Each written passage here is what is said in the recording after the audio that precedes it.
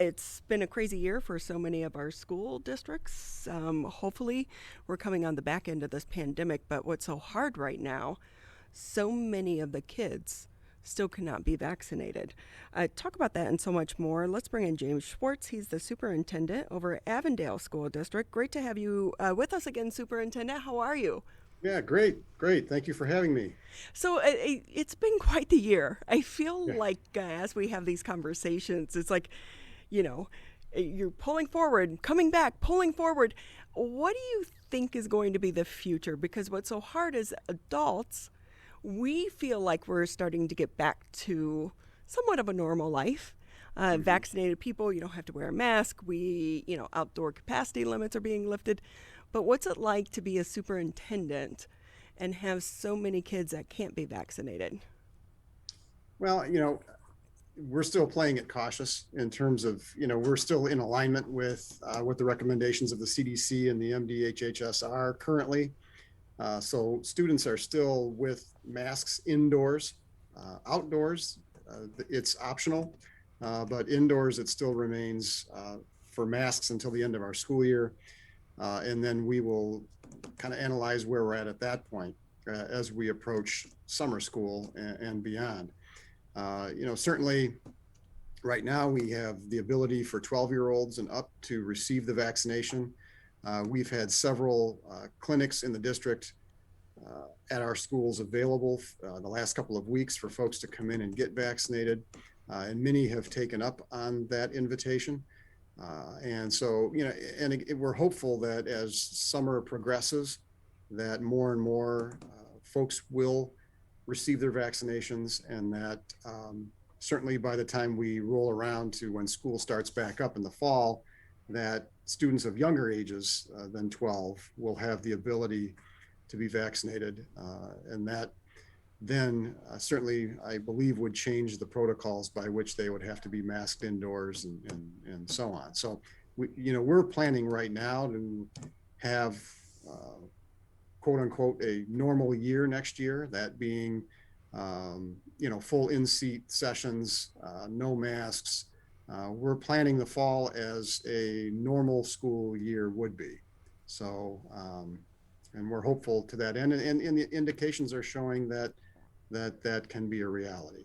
Yeah, fingers crossed. Throughout this entire pandemic, I just think about you and so many of your colleagues as well, trying to navigate this pandemic and some of these changes and these Yeah, guidelines that come down from our state and federal health officials. Sometimes they change overnight. Not yeah. so hard to implement when you're dealing with thousands of individuals. No, and the problem is with all of these guidelines, as we all well know, they're so politically charged, and the opinions on masks and the opinions on social distancing and all of this vaccinations, it's so polarizing, and so you have vast opinions from stem to stern across the spectrum on these, and that just complicates matters even more. So, when does your school year end? It's coming up here. So yeah, our school year ends for students next Friday, June 11th. So that will be the last day for students and staff as well. What's it looking like for some of the seniors and graduation ceremonies? Yeah, well, we actually had our graduation ceremony last week outside, and it went Was it well. last weekend? The weather wasn't It great. was it was a week ago yesterday, so Thursday night last week. Okay. It was cold. It was in the 40s and windy. It was probably the coldest commencements that I've done. But nonetheless, it was uh, well attended. Kids did great. It was a great session to have, and it was again one of our first back to normal events that we've been able to have.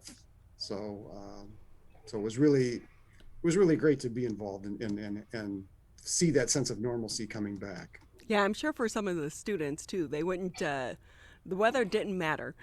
Put on your Uggs, put on Yeah, your pajamas under your cap and gown, and at least it was in person, right? yeah, right, right. It really is.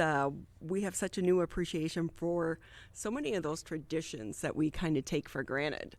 Mm. as we go through these life changes as well. And so, looking ahead to summer, we've heard so much about learning loss throughout Mm-hmm. this Mm-hmm. past year.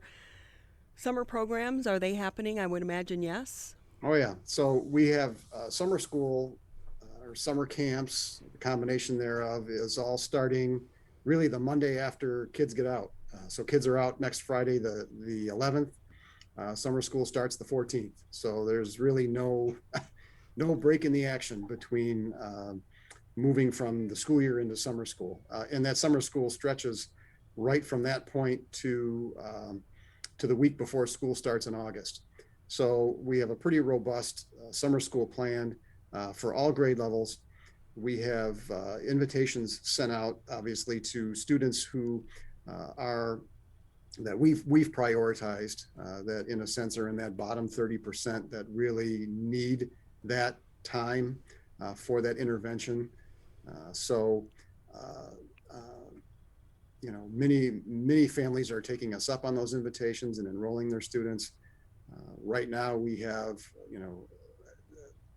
at last count, at least a couple of hundred students that are registered to start. So we're wasting no time to get into the mode of assisting in catching students back up. We are moving to a new school calendar, so our school year for next year actually starts for students on August 23rd. So we moved up our start date to a good couple of weeks prior to Labor Day, and that will enable us to get the school year started earlier, which assists in having less summer slide of time in the summer where they lose information. And then we've inserted intersessions in the school year, which is a week-long intersession in October, a week-long intersession in February, which students can register for more time for increased opportunities to catch up on their academics in those weeks. So we're excited about that type of a new balanced calendar approach that we're initiating for next year. Hey, think back in the day, there are some countries actually today that school is year round. Mm-hmm. And guess what, kids?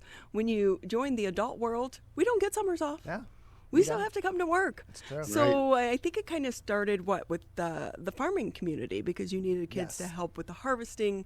And I know like down south, a lot of times they went to high school kids, they get out before Labor Day and don't go back until after or Memorial Day, Labor Day because they need them, for the tourism industry. Right. So it'd be interesting to see, hey, maybe they should be going to school year round. Well, again, we're attempting it through a balanced calendar approach so that they still get some summer, but they're coming back earlier. They're coming back in August. Teachers are back August 16th, which is the middle of the month. So we're pushing things back to that end. And you see a number of districts that are going with more of a balanced calendar approach, even toward more of a year-round type of a school calendar. So it's slowly getting there, but of course, that summer vacation is a hard habit to break for a lot of folks that have become accustomed to that for generations. Right. And so changing that is quite difficult. I'm not getting any brownie points right now, but of course I don't have kids, so I can say that. Yeah. And I'm not a teacher, so hey. Yeah. So with that, Superintendent, as well, if we can kind of look ahead, so many kids have found out that they do better remotely. Will you have any type of remote program that stays in place at all? Because you guys have pretty much been back in school, right? We've been back in school in seat since March. With virtual, I mean, we still have families that are entirely virtual if they've preferred to stay that way. So next year, we do look to be offering some virtual opportunities for families that still want to go in that direction because, they've had success in the current paradigm of being remote and want to continue that. And it's convenient for their family to do so. So we will continue that. It will be a different format, however. It won't be the same type of remote that we've run through this year. And partly because the state is changing the pupil accounting rules around virtual instruction. So you're not going to be able to continue the same type of remote that folks were on this year during the pandemic. So remote will take a little different look. There'll be more of a third party provider approach. So we are looking for instruction that will be provided by Avondale teachers, but it will be through a virtual paradigm that will now be approved through new state rules.